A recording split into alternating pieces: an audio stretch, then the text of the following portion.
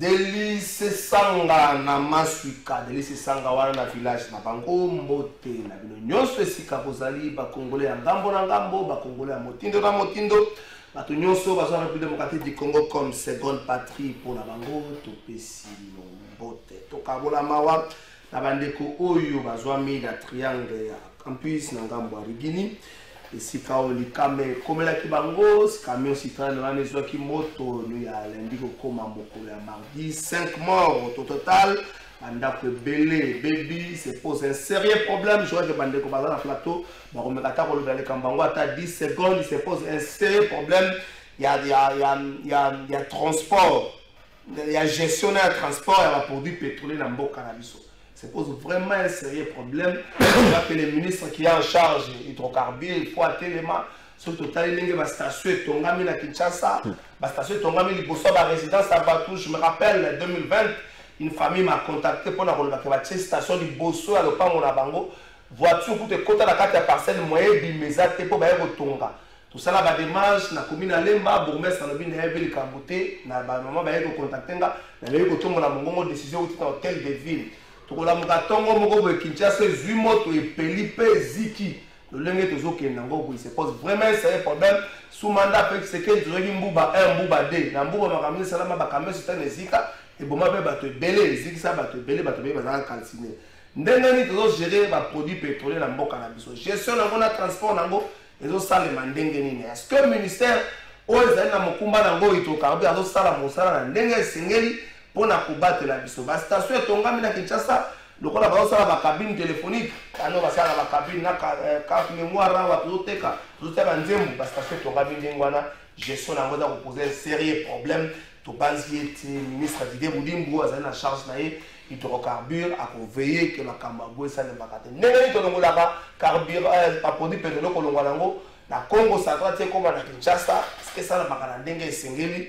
Se pose vraiment un sérieux problème dans le cannabis. To komeka mam ke ko frôler likambo yango ata na seconde mi balé ni to kolobela mukola lelo to kolobela sortie médiatique il y a deuxième vice-président il y a Seni mwana mboka Didier Manara oyo bato baza koloba bazoloba ne qui s'est comporté plus un homme politique un homme technicien il y a des questions électorales. Didier Manara a envoyé opposant na M23 na même revendication. Didier Manara lobby ceux qui sont en 900 partis ceux qui attendent 5 ne boyi maponami les problèmes la majeure partie bakei. Est-ce que faut doiter adhésion à batunion sur la processus est-ce qu'il faut dans la caca na benga ngoni jurisprudence il y a refus à UDPS il y a participer na élection il y a 2006. Est-ce que les tous ceux qui sont au pouvoir, vous savez que le processus électoral il y a 2006 ça n'a crédible. Ce que ça n'a pas crédible. Donc l'UDPS avait tort de boycotter les élections. Ce que ça est crédible était. Donc il ne faut pas nous regarder. Les FCC n'a pas de quoi la mouka Martin Fayulu va taper dans le processus. Donc mais quand même que kozongela ngo na émission na biso ya mokola lelo yo dossier ya mwana mboka Jean-Marc Kabunda boyo kibilo nyoso réplique ya mwana mboka Augustin Kabuya lobi Jean-Marc Kabunda a raté occasion ya kovanda kimia bonga ki a tombola mongongo et bonga plutôt avec la preuve na 12 chefs d'accusation oyo vous allez retenir contre hier en train de l'émission nous a envoyé les réponses ya mwana mboka Jean-Marc Kabunda mwana chango des aki ba son ils ont ma vidéo témoignage na tia ngo ezali teme pour Augustin Kabuya Jean-Marc Kabunda a raté occasion moko ya ko prouver na mokili makambo oyo yazali ko funda topé koloba contre tata mokozi ekolo batebele bazo benga poso procès moko politique. Qu'est-ce qu'il faudra attendre dans la justice la face à ma procès ou maintenant on va qualifier procès moko politique juste ça c'est la miracle toi se comporte atika la neutre atika le milieu du village à dire les droits toi à la partisane to kolobela ngom na émission na biso ya mokola le Kinshasa quel avenir après théâtre de chez nous tout le monde na Kinshasa wa oya lo baboyo azonga boye quel avenir pour les Kinois surtout une approche à élection quel avenir pour la ville oyo aux alliés sièges et institutions, aux alliés capitales de la République démocratique du Congo avec ces théâtres, la gestion de la ville, tout éviter les lois de la ville à Kinshasa, Nanya, le Bakaboso, le Ngobila, la logique, dans l'hypothèse que ceux qui ont lobby Makabonaye, vous allez sanctionner, ils ont frappé. Dans le cas où vous avez côté une explication, par compte fictif, gestion, vous allez au package justifié, bon webima, tout ça la ligne. La Kinoa Bazali, abandonné la triste sort na bango to bakinois bazali na likambo oyo bakambela mboka bango moko balengeli. Troisième invité bakozala na biso na émission mokola lelo yambo et troisième invité akota tokopesa bongo mbote na ba invité na biso bazala na plateau ndeko Patrick Tinda mwana suka na pesi mbote. Oui mbote ndeko Mopanzi Sango mbote na co-débatteur na kokabola bongo na ye makanisi mbote na bana ya Kisasa bana ya Funa mwana suka maître Patrick Tinda Mongali Bonga mwana okata ongolo ogbusheshe oba kubenga mwana suka apesi bino baso mbote bandeko nanga ya MLP ba cadre tout comme militant mwana mboka Franck Diongo chamba na pesi epe mbote lokola bandeko nanga nyoso bazali na mikili ya bapaya mwana suka pesi bino mbote lokola mwana mboka Franck Diongo ako kamata bongo ba mino azomere bakisi nzoto nano ekomi malamu te bongo tango nzoto to koma malamu je crois qu'il y a aussi la point de presse pour expliquer na ba imboka comment régime oyo ekonyoko lobongo peuple congolais ba on les vacaille. Merci pour l'invitation na yo mbote na yo pe lokola. Merci mwana mboka Armand Mukulu cadre ya CCU ya mwana mboka la mer mende o malanga na pesi yo pe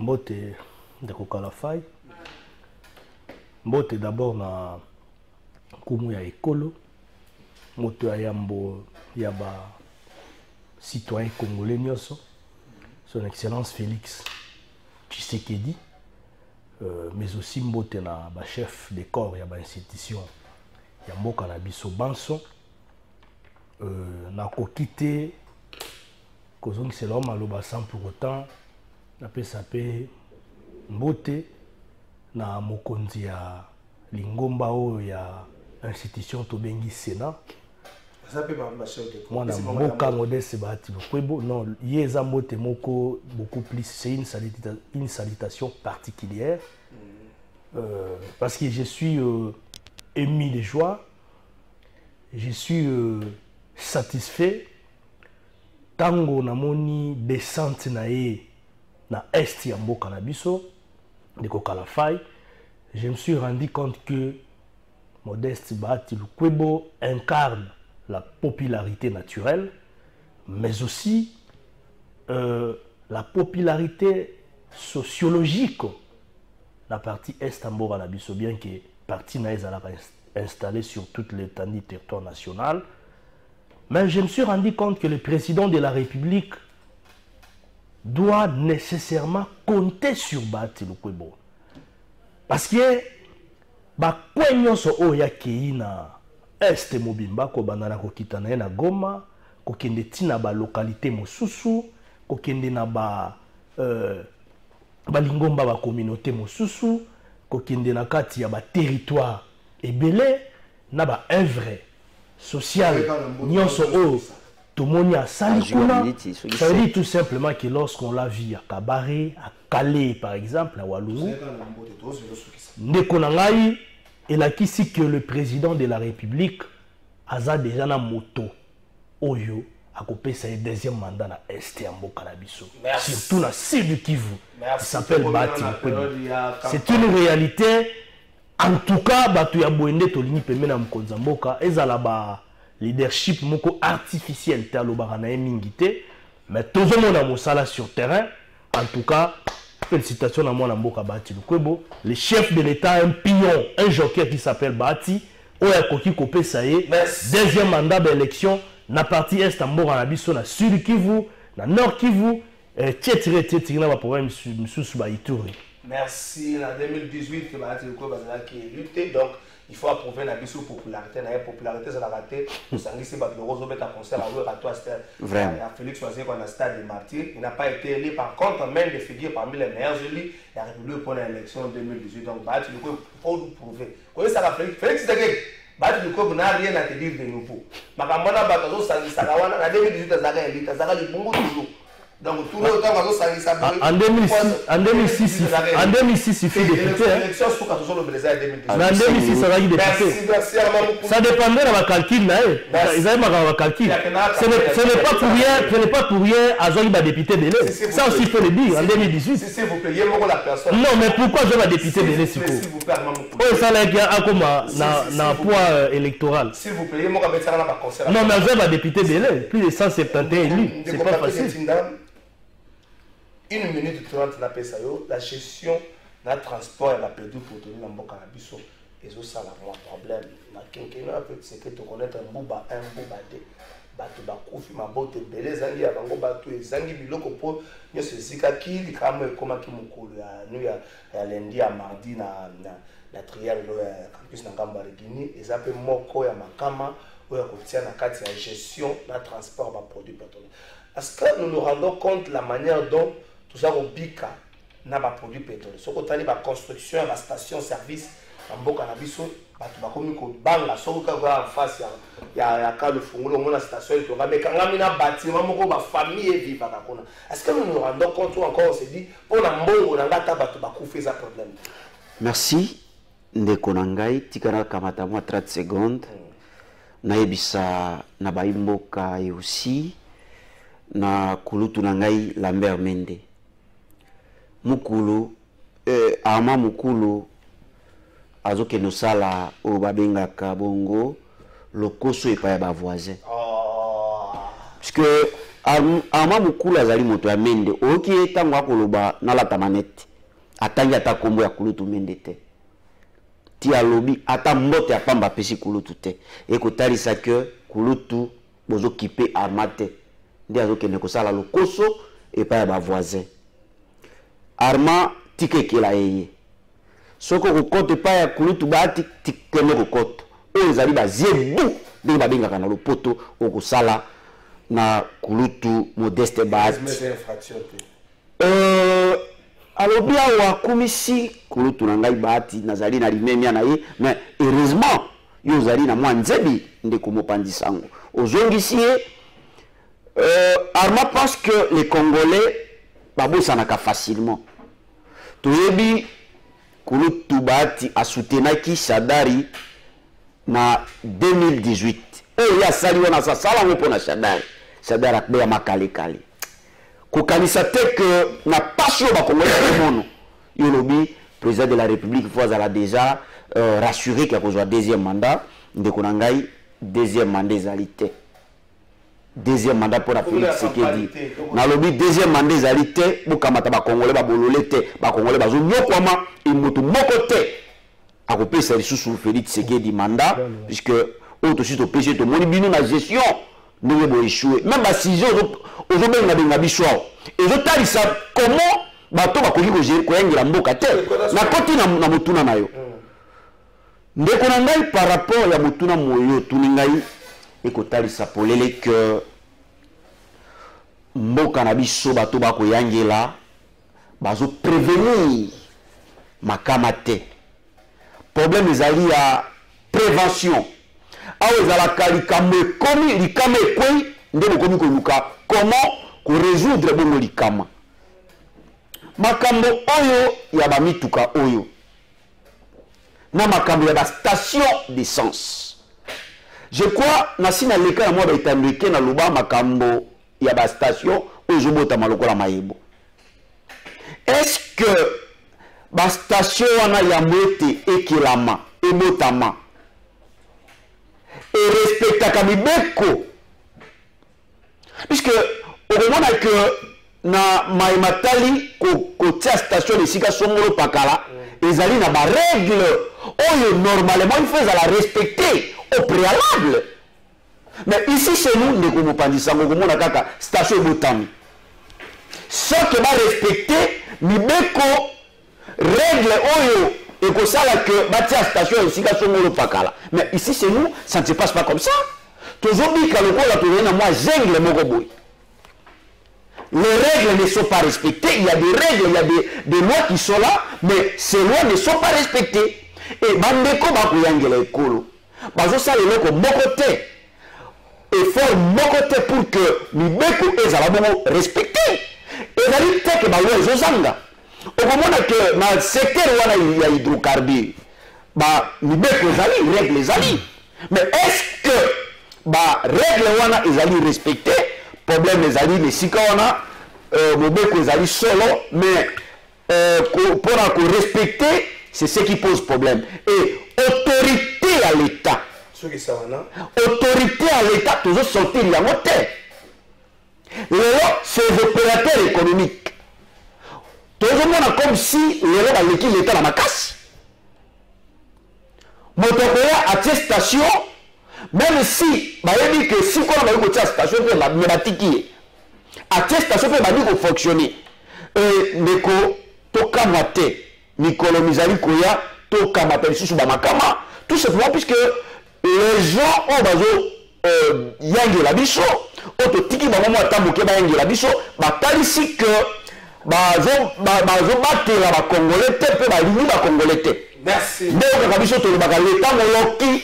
L'État mobokoli, l'État mobomi ya pep. Bango bayaka be na sima. Soki likama ese kwei nde baye.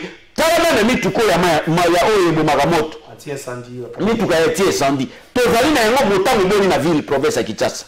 Ekotalisa ke ndenge batiemo ba station wana soki lelo peri moto meme motuko ekoya koboma mituka ya moto ekoya be na retard makama de ekosalama. Merci maître Patrick Atinda, maître Jean-Louis Masimango. Ah, nous avons eu quand même na Koloba. Nous avons eu quand même Jean-Louis Masimango, secrétaire général et un parti politique en passe de l'opposition à l'union sacrée. Maître Jean-Louis n'a pas su en botte, n'a tenu un peu Moutuna. Toujours gérer n'dengenini.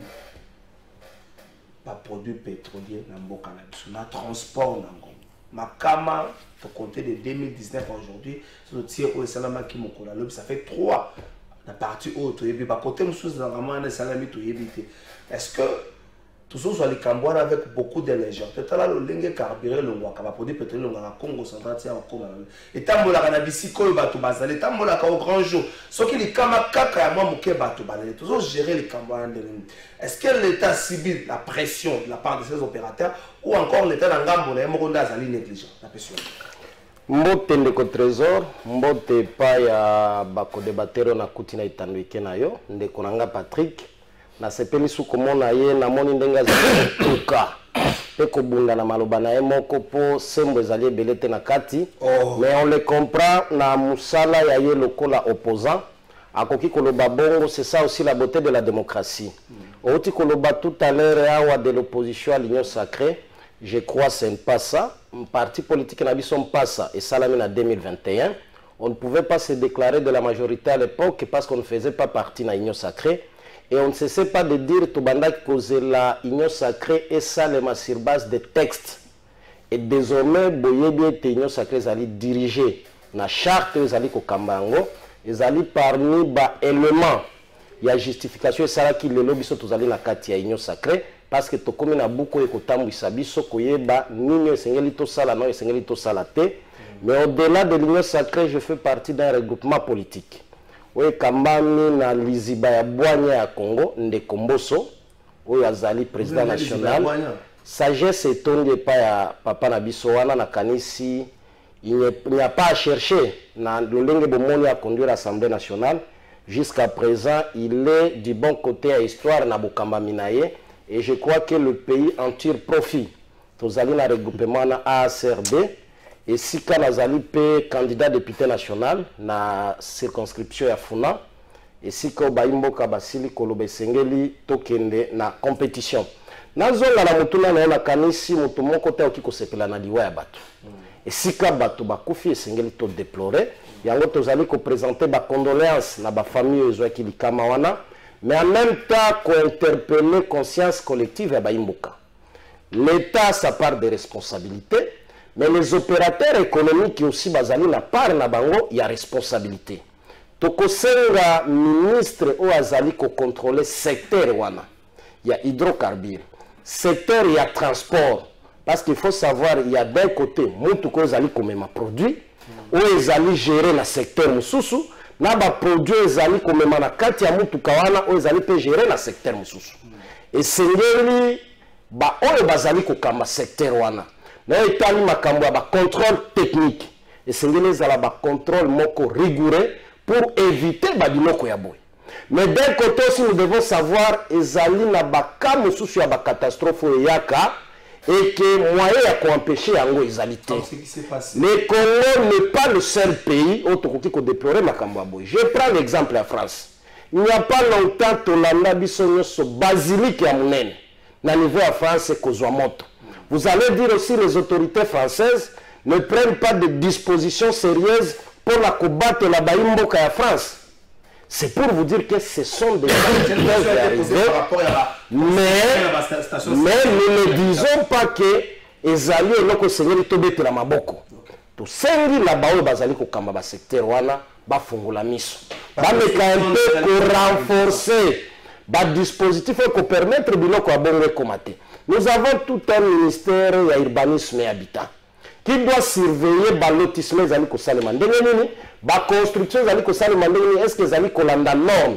En même temps, nous disons au gouverneur de la ville de Kinshasa, où les capitale miroir ya Congo, Kokoso ezali na Bokamba Minaye, tozali ko senga lokola moko ya baye bazali ko accompagner mokonzi ya mboka na bitumba munene azali nango pour que Congo ebima gagnant dans tout ce que nous faisons, d'essayer un peu de renforcer son administration aussi dans le secteur et à contrôle.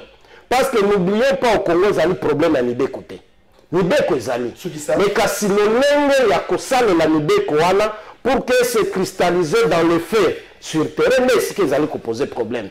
Et ils allaient bande qu'on a vu sur l'opposition, ils allaient biso ba tous allaient accompagner mon conseiller Mboka pour avoir mandat oyo. Ils allaient aller causer la en 2023 parce que Baïmboka basi va comprendre que Sengeli cela est Bokamba Mboka pour Maïa Malabo bana kosala na Congo et que Congo gagne dans tout ce que nous faisons. Merci. Même question à Arma Moukoulou, Maître Jalou Alobiango, transport na gestion nango. C'est-à-dire qu'on dépend de deux ministères. D'un côté, le ministère des hydrocarbures, gestion et puis le produit, mais de l'autre côté, le ministère du transport. Est-ce que nous prenons au sérieux, Bisso État congolais, nous prenons au sérieux les Cambouana? Parce qu'ils allaient m'aller, c'est vrai, et qu'on dit qu'on partout, mais tant qu'on ça d'une manière répétitive, et cela qui s'appelle quelque part, peut-être pour certaines personnes, moins négligence dans la gestion des Cambouana. Merci beaucoup, Ndeko. Tango. Ndeko langa Jean-Louis Azolo Banamoni Ndeko Patrick Azwin Nzete na yo ayaka na soki ezala ya bato ya science occulte soki ya kindo kito e barate Achangwa na Sani nazo ningisa mutubo na peut pourquoi. Jean-Louis est secrétaire général d'un grand parti politique. Ça, il faut d'abord le savoir. C'est un ami depuis très longtemps. Exactement. Il était dans une opinion contraire par rapport au fonctionnement du système politique. Mais il nous disait souvent que nous sommes une position à bisauter. Nous ne sommes ni de l'opposition, ni de la majorité. Il nous disait ça très souvent, depuis à l'époque quand on faisait des débats, depuis à l'époque pour Tobandi Nema Médiacal. Alors on s'attendait qu'à un moment donné, voilà. Maintenant ils ont une position. Comment ils ont une Alors, nous avons un sérieux problème dans le secteur, il y a hydrocarbures, il y a Mbokalabiso principalement. Parce que c'est vrai, c'est parallèle dans le secteur de transport et voies de communication. Parce que Babilo, on produit des taux dans la carte, produit par exemple pétrolier. Il faut du Malibanda, ou bien il faut qu'il y ait dans la province, ou bien il faut circuler. Peut-être dans la canalisation. Il y a pluie au PC la Kango bateau usager ou bien il y a station carburant ainsi de suite on a il y a entrepôt et si que bon na la logistique na entreprise dédié pour la distribution pour la logistique ndeti ba sona hydro ndeti ba kobil ainsi de suite. Tout cela dépend de la manière avec laquelle secteur on les a fonctionné. Pourquoi j'ai dit ça?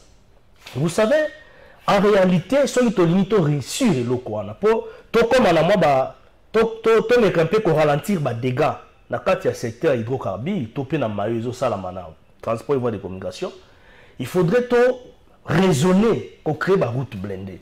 Parce qu'on a dit dans Mikil Moussoussou, il y a un produit pétrolier. Et tant voilà, et tant macadam normal, le local à Bisso. Et tant une route blindée, et une route parallèle. Ça veut dire que ce sont des routes destinées à Capone et Mabilo Kouéwana. Ou soit, si on a une route blindée, il faut que ça va Oyo, Boyebi Kenangonga et Biloko Wane Koikoleka. À partir de Herboti, Koikoleka. Vous comprenez? Donc, il faudrait un peu mettre un peu la législation et la gestion de l'eau. Parce que, déjà la journée, il faut que tout la circulation, autant le monde. Vous sentez que nous, tout quoi, ils ont carburant. Et des fois, ils ont coulé, ils ont qui tapé dans le imaginez un peu qui tapent dans le moi, mon corps, au sacanal, mettre ça prend après et reçoit espace, c'était dit à quoi? On a mené aussi des investigations. Mutuka et Banderoya. Et tout est à Singapour. Imaginez un peu. Makamaba Singapour et Bakable et Tolobela Angwa. C'est Rimoko à Marambe Indarakoula. Tolobela déjà dit l'Orangwa. On s'était dit Tolobi, il faudrait que le gouverneur de la ville province de Kinshasa, ensemble là, service établi, base de précaution, pour isoler Bakable Wana. C'est-à-dire, d'une part, on demande de Konangaï à l'objet la responsabilité, ils ont partagé. Comité à Mutuka, pas dépend de la société qui n'a ni son pakala. Peut-être société moko affiliée, na mayu etali mamusu hydrocarbures, to société moko mamusu ya station essence moko, ou bien société moko liée à entreprise moko peut-être sous-traitée. Mamusu dans le domaine de carburant, dans le domaine de production, dans la logistique. Ça, c'est le musu. D'autre part, les amis, est-ce que les amis coincés? Est-ce que Batouanda a parce qu'il faisait déjà des heures. Un moutou que Zoya. Pour Marambouane Salam. Est-ce que mine des amis Nanzela? Tout ça, ce sont des dimensions, des paramètres à nous en compte. Alors, quand est-ce que quand on a dit la minute, on a été ou bien déjà planté la position Mabé. Mitouka les Aramilaï. Alors, il faut leur amouquer Salami et Sopani. C'est fini, ça part. Allez, monte aux yeux, ainsi de suite. C'est vrai. Condoléances à la famille aux a éprouvé, l'IWA est zélo mais il faut tous avoir précaution. Ndemende quoi l'objet pour précaution aller partager. Ou soit, il faut utiliser un chemin de fer. Parce que chemin de fer, il va chemin moko et salama la dimension moko ya cause sécurité ba biloko même les kilo makasi. C'est pourquoi il y a mon abonatra le kufa.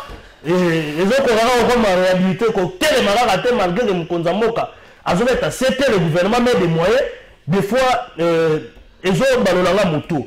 Alors, mon sous il faut total à Siko, il y a construction, il y a une station de service, il y a carburant na Kinshasa. Non, par exemple, na Lemba.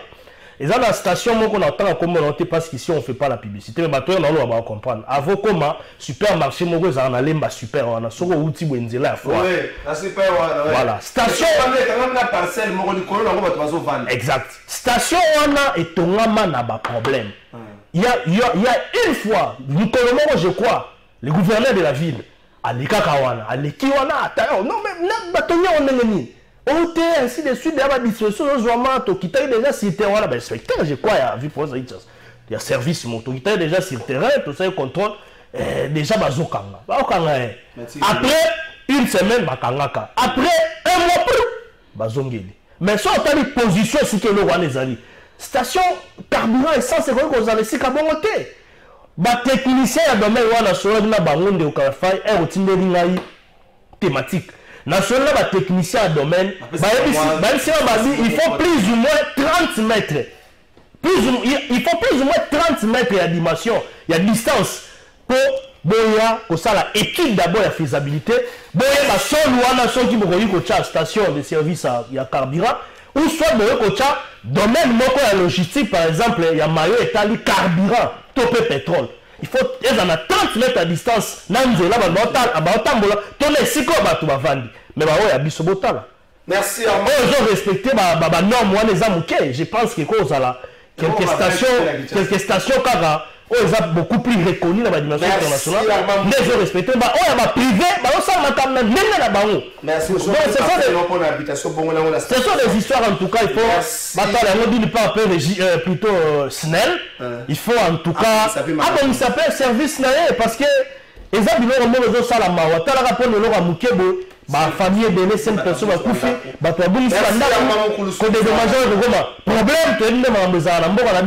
et ça fait très mal. Merci à moi, ma casse pour vous foutre, parce que problème pour nous avoir des dommages intérêts. Ceux qui ont fait au foot, pas déterrer. Mais ceux qui ont fait la série, pour vous foutre, pas qu'on parle là, on va pas les ganaïs, on a fait les ganaïs.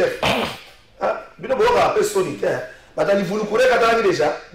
Courir quand il y a des fous. On a l'Mbappé. On peut pas dire que ça il n'aura pas la francophonie. Bon, on a bien mon. Et on peut pas dire que tu n'as pas la thématique. Est-ce que la position à bureau de Seni, ça veut qu'on inspirait confiance?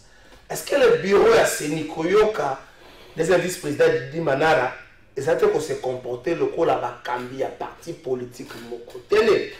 Tant qu'on a la revendication et opposition, ou certes la revendication sur les capitales de sécurité, nous opposants soulever en gros, ils ont touché en gros, cambi à Seni Malobi, c'est presque la démarche qu'on a M23, on a un dialogue. L'opposition a bien précisé que le dialogue n'a rien à voir avec le partage des postes. C'est quand on parle de l'élection, mais quand même, il faut aussi un dialogue. Est-ce que le bureau de la CENI ne se comporte-t-il pas comme membre d'un parti politique? On a fait sur 2 minutes. Merci, Ndeko. Je crois que Nalandi Koulouturangaï, Jean-Louis, on a pêché un botte pour un mois retard. Merci. Tous à la Kinabango, toujours bon de la peuple. Les lobes à poni côté Nabango à Kolia. Bon appétit. Bolia malam, bolei bolam. Ndeko nangai Armand alobi makambo ambo kezo balole moto. Moto ne ko balola ma bien. Ndeko, c'est une honte hein. Bozo gérer mboka, boya ko lele la bato awate, route blindée. Ah, la mise en doto ya baba ndeko nangai. Route blindée na régime et tikala ko salamate. Non, écoutez, alobi ezo senga ba route blindée. Ah, mais ya pété bozo sala de route blindée. Donc ndeko nangai Arma ou les andoto ya baba. Écoutez. La seule analyse objective. Kasi ngala zo tala bino bozo gérer. Non, on dit problème na bino bolingaka ko s'échapper. Politiser ça. Vous êtes en train de gérer le Arma ogi kokoma. Ozana biki wana na papi. Vous êtes en train, le problème avec vous êtes en train de gérer le pays. Et vous gérez mon cabine sur base, dans mon cabine de mon côté. Vous allez le balabine de l'autre côté. Bino, pas le balabine, pas le répression de l'autre côté. Le vous avez ça tout, pas le balabine. vous na kulutu mende vous to mamboka kala mingi te landi tiseke bo acheve mboka et oye na lo kwa sango na maneti na yo tout ça on va nous pesa leso ndeko na ngai bouti ko gérer mboka na kabila liba talizinga zinga moni bato malamu te et puis on a tiseke vous pensez que bon ça le ko malonga prévenez qu'aujourd'hui 70% ya bidja mboka ezoke na fonctionnement ba institution et loko lobi on a ndoto ya baba monte ko continuer ko ça le passe kota sikoyo na moboko ya motuna na yo ndeko na ngai mopanzi sango makambo tozomono laissez-moi vous dire ezosa motema pasi seli oyo bakoko na biso balobaki il faut bapesa yango na batata ya milimo baponaka bakambi na yango mais batata ya milimo bapona mokambi ya senimain balobi il faut payer comme la structure moko est indépendante parti politique peut batinda bato na bango pour que bameka soki oyo moto baponi na batata ya milimo amei kosa mwa nyango bazomisaki na nzela mais kotala comportement ya ndeko na ngai Manar ndenge azo se comporter lelo tokopesa bandeko ya PPRD raison que batinda ete il n'a pas été en mesure de répondre à cette question. Soki Azalaka, vous dites? Il n'a pas été en mesure de répondre. C'est ce que je suis en train de dire. Soki Ndeko Manara a kuna vraiment pour défendre couleur, puisque kuna commis le fait qu'à côté na seni mais Ndeko Nangai a koki quand même kozala na comment puisqu'il est maître. Mais comme PPRD de Tindai et que le PPRD a reproché ma camembele na seni parce que Moïse Badingate Baïbaï. On pouvait peut-être comprendre la position à Manara et dans la position moko que a défendre soit intérêt moko ya Baïmboka. Comment arbitre normalement Azali censé à la naître puisque la CENI doit être neutre. Arbitre Azali censé à la naître et à comme couper ça aux hommes qui a bani ba comme na tendance. Mais on peut ça même son webi na balle ndeko na ngai mopandi sango.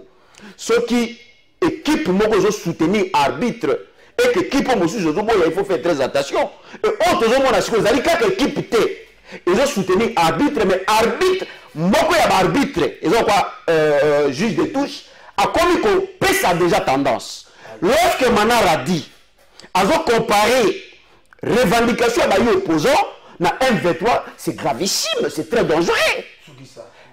Est-ce que la CENI azali na souci azala vraiment naître? C'est ça la grande question. Moi, que même les CENI et Moko, azali na souci vous allez naître.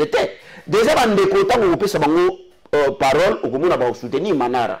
Ils ont dit ça, libala, non, ils ont dit ça, libala, oyo. Bande on a dit ça, nous sacré bazar, on a Manara et tout. Parce que Manara, est-ce que revendication va y opposer? On va aller à compétiteur. Parce que nous sommes tous compétir. Comment tous les compétir? Yo moto vous allez sortir à la naître. On va dire déjà qu'on peut sa tendance. On va dire déjà qu'on critiquer les opposants alors que dans nos cités on a revendication des opposants et ça est normal puisque dans l'élection les résultats sont connus d'avance puisque tricherie ou bien chaos électoral nous connaissons que Bandaka Nasuka et Bandaka dès le début dès la désignation même il y a président à CENI. Dès la désignation même il y a membre il y a CENI les autres ont fait ça de quoi PPRD Moïse Badingate Baïbaï tous ont fait ça raison le fait que pour na bango ya kotala ou Tshisekedi obali makambo biso to sala makambo biso to sala yango donc bande quoi PPRD bazomona na Félix Tshisekedi na régime ya Tshisekedi tout ce que o bango basala yango ezo salama yango moni crête la bango balobi ba élection ndenge ba ko participer te. Merci. Donc, il y a ça que Seigneur vous a naître et à autant ça va pour leur naître. Pour la bango, Seigneur vous qui le rôle à arbitre moko, alors soutenir des équipes moko difficiles pour réciter quoi ba nango d'avance. Ndeko avana kota na ko détruire ba affirmation gratuite. Oyo ndeko nanga Patrick ya uti ko pesa wana etanduke na yo. Tika peto alerter parce que tozali kolobela comment prendre des mesures préventives et anticipation ya ba danger.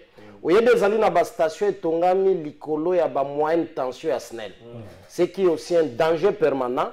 Ba kanaka ba incident ya bongo sale matin mais un jour imaginez-vous soki ba moyenne tension wana na station et sangani ce que ça peut faire et comment nous pouvons avoir des morts dans cette ville na kanise sengeli ba konzipe ba mekakobeta CT na isika wana nazonga na oyo etali discours to maloba ya bandeko bazali ko kamba seni lelo tikana nona féliciter ndeko na biso Kadima. Personne ne lui accordait crédit que lelo oyo processus électoral et kokiko koma na niveau tozali nango lelo. Mais félicitations na coup de chapeau parce que étape ya liboso, il y a dépôt ya ba candidature na niveau national, ça a été une réussite totale et il n'y a pas longtemps na kanise zalaki lobby, ba liste déjà provisoire et zalaki affiché et nous sommes en plein processus, il y a dépôt, il y a ba candidature na niveau provincial, na o ya ba niveau na niveau local, ya nani ya local o ekosalema. Donc bande konabiso qui sont encore dans l'illusion. Il y a nos tenus à élection na mboka na biso, na kanisi ils vont observer la victoire du peuple en 2023 parce qu'il y aura bel et bien ba élection. Nazonga sko na maloba ya ndeko na biso Manar. Na kobanda na conseil. Na kanisi un homme d'état. Il y a un certain niveau de responsabilité ce qui est commun nango et sengelo yeba kotia moi mai na vino na yo de se réserver de certains propos. De se réserver dans certains propos même si elles allaient réalité. Na lobby même si elles allaient réalité parce que ce qui tozui dimension mosusu to longwe na cadre ya seni tozui dimension ya ba revendication ce qui otali lelo bandeko wana batomboki obiso tobengaka ba terroriste M23 soutenu par le Rwanda parmi ba revendication na bango zalaka tokene na ba dialogue tokene na masolo ainsi de suite et nous savons la finalité à ba dialogue na Congo et zalaka pour la partage à gâteau. Or désormais le Congo n'est plus un gâteau, il y a ba politiciens aux intérêts égoïstes. Le Congo appartient aux Congolais pour la souveraineté en mboka na biso. Mais ce que l'on dit peut ba revendication ya bande konabiso o bazali lelo na kati ya opposition ya bande konabiso Patrick o toyebite ce qui bango bazali opposition El Fayulu ou bien LPRD l'opposition ou bien El Katumbi et à koyebisa biso est-ce qu'ils sont dans la compétition ou pas parce que opposition en peut azali na compte ya opposition nini Yande Moïse, parce qu'il faut avoir il faut avoir la sincérité politique vis-à-vis à peuple. Peuple est koponaye sima le cartel ni. Est-ce que pas Ndeko Fayulu ou bien bango na Ndeko Diongo basali ya bango pe regroupement pour que bazala na ba condition éligibilité. Et c'est là ça peuple. Ce qui otali ba revendication na bango. Ezali ko kende dans le même sens réellement ba mouvement terroriste wana. Et que quelqu'un qui réfléchit rationnellement a compris qu'il n'y a pas de dimension, il y a étude comparative à la revendication. Mais nous n'encourageons pas Ndeko Manara, qui n'est pas de la majorité, mais qui est aujourd'hui dans un organe indépendant, il y a appui à la démocratie, au Tobeni na Kombo ya Seni. Azali na droit à réserve certaines choses, même si Azali a solo. Parce que pour la biso baï politique, tu y a des questions qui te sali analyse rationnelle. Ba revendication ya bandeko wana batomboki na ba revendication ya bandeko na biso oyo lelo balingi maponomi esale matin na Congo ezali kotambola na lolenge moko oyo esengeli biso to décourager mais ndeko Manara makambo lobi ekoki kozala ya solo mais kasi façon ya koloba ngo na musala ozali nango nde ezali kopesa mwa kokoso mais sembo ekotika la sembo bosolo pe ko triomphe na nyonso tosala. Merci la bande kono souvent na biso na pesi makasi na ba victime ba message na bino comme na nota na Ndeko Armoyo kibango kata kabola bango. Merci Ndeko. J'allais d'abord commencer à faire comprendre à l'opinion que bandeko na biso opposition lelo baza sur na discours te. Discours ba ba tiga na minito ezarara ko boycotter ba élection. Ça, sur ce plan-là, population, il faut comprendre. Bah, vous avez un discours, discours, ils ont boycotter l'élection. Pourquoi? Parce que nos amis de l'opposition actuellement, bah, c'est préparé pour l'élection. Bah, dans la position, moko accélérateur et dans le colo. Alors, bah, vous avez tout ça, la mini pour se rattraper. yango moni même na kati opposition na cosmopolite opposition na mobima baza ya kopanzana misusu basali souplesse batali babi l'élection tono bleu le eza baventure mais ezokende très ezokende donc comme une réalité bazongi nsima babeti shit babi te tokende ndo moni bavie na biso basesanga que je sali cerveau d'état na bengaka ebongo non bango baza flou fo tuna non abalimie combien de candidats tuna fin ndiongo ndeko pati tina kulutu fang na biso tozali kotanga baregroupement na biso na baappartenance bango mpe bazala na bosembo wana ya kotanga regroupement ndiongo respect mingi mpona kombala ye aza kulutu na ngai nalingaka mingi bien ke aza na opposition bayebisa biso baaligné combien de candidats baza na regroupement nini toyeba ti so baza na el fayulu aboyi daba élection sikoyo baza wapi baza na el muzitu pas aligné baza na el Moïse ou bien Matata ou bien c'est ça baloba parce que ndenge baza bango bayokana nanu te opposition d'une manière plurielle PPRD aboyi même kotinda bato bakende même ko se faire enrôler siko élection bakende yango ndenge parce que déjà bando boulanga eza bavanti mais bamoni ke élection ekozala to se faire enrôler te totindi bato bake se faire enrôler te tosala nini tokeka na voir mer koboyikote bien que se trouve tokoma devant résultat électoral baza mpe kaka te donc bandeko na biso banda eloko ya koloba te na minute parce que bayebi ke biso tozo se préparer sérieusement mpona baélection yango moni bazocrée bacapillage ndenge baza wana alors makambo ndeko Didi Manara moi j'étais très déçu ndeko Kalafai oyebi nga nazala parmi je suis le rare des communicateurs il y a Union Sacrée oui qui ne consomme jamais le mal. C'est la monnaie lourde la loba. En réalité, Didi Manara fera démissionner. Non, retenez ce que je vous dis. Il devrait démissionner. Parce que, et si quoi Azaliwana, Eza ya yete, la famille na ye. Et si quoi Azaliwana, Azo représenté déjà, c'est mal, il y a neutralité technique électorale na mboka.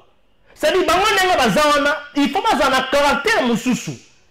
Ils ne doivent pas avoir un caractère collégial. N'est-ce pas politicien.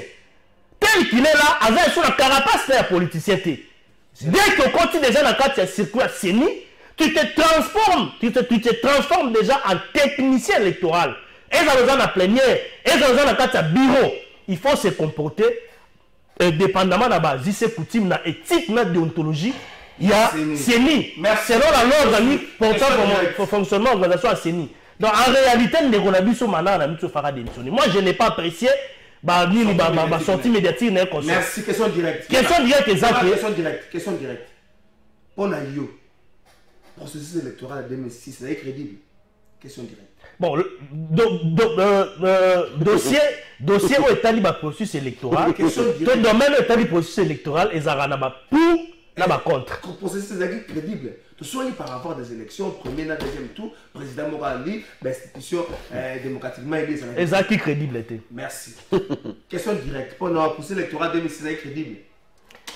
Na kanisi esengeli to relativiser mokuna na yo ndeko. Il y a eu des points forts, il y a eu des points forts et des points faibles. Processus électoral 2006 est crédible. Ezalaki na baraté parce que nous ne sommes pas dans le même contexte que les nôtres. Merci. Maître Patrick Etinda. Processus électoral 2006, c'est crédible. Ba processus s'il vous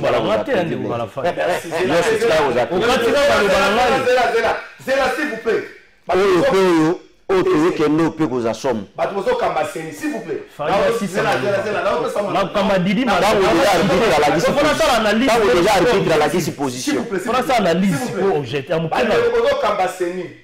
Bato misato basala batandasi na bango bunda muta otanda kuna sokoli mai na ya ba processus za crédible. Sikoyo etienne cede da kotaka te na IDPS bato mususu pe bazali banda Fayulu azali banda na eside na la muka na ye Kabila azali banda na FCC na ye bolingi crédibilité to bolingi ka mutu moko azalaka président si c'est que de tia kufa Kabila tikala oza président te pona ye mais Kabila était établi président plutôt a gagné l'élection va publier et puis coup concernant les vandiciens na bon mais c'est que tikala on a Kabila président bolingi pe mona mutu a la président en 2023 président na bato moko tina suka Beaucoup de ça, il y a Félix Tshisekedi président, pas mon président. Il y a mon arène à Nengue. Tout le monde a un président, tout le monde a un Nengue. Beaucoup de gens ont un ça va dans l'élément où on a zongé la bango, l'élément il y a l'association, l'élément il y a l'association, le mouvement, il y a jeunesse, où il va tenir sa déclaration de moko la lobby, la siège national, la siège du Conseil national de la jeunesse, et si comme moi Bouzo, Bamoko Salamaki, président Wana, n'a évité pour vendre ces merci, n'a pas vendu pour vendre. On a la jeunesse qui a combat Félix Tshisekedi. On a président la jeunesse, et ça a été si comment Félix Tshisekedi a 27 ans de cousin. On sait comment la jeunesse a combat président de la République. Vos signatures ou vous rejetez cela? Cette déclaration ne va non dans le sens de nous mettre en opposition avec son Excellence Monsieur le Ministre. C'était pour nous une manière de nous adresser à son Excellence Monsieur le Ministre pour nous accompagner dans une mesure de pouvoir apporter une solution par rapport à la gestion latente du Conseil. Mais malheureusement, d'ailleurs c'est ici que nous saisissons l'occasion de nous inscrire en faux et aussi de dire à toute communication qui va dans le sens de tordre notre message par rapport à cette déclaration, nous disons que tous ces messages-là tombent caducs.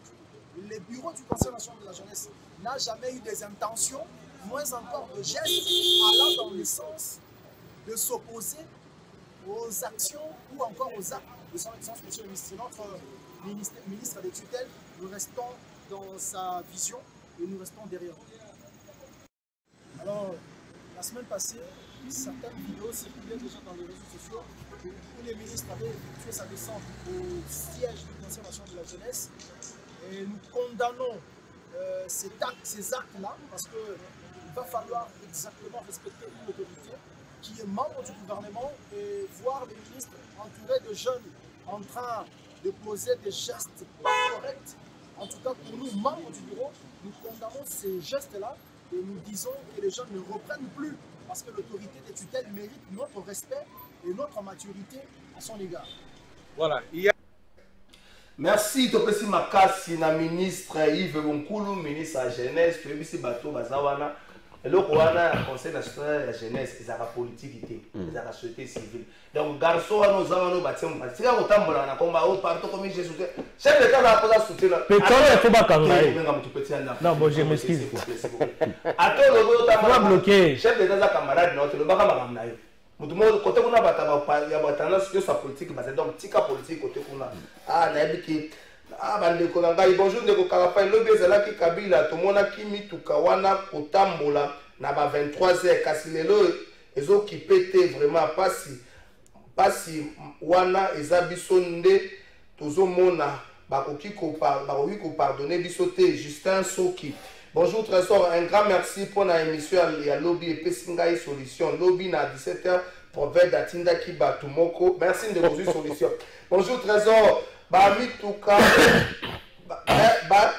tuna mwana ya ba grand car déjà l'état pekisa bango kotambola na ba air wana soki nani aebite bon batambola na bango. Bonjour Trésor biso batro tozangi ba bien na biso pona likambo oyo ekomaki nani akozongisela biso biloko wana c'est ça le problème.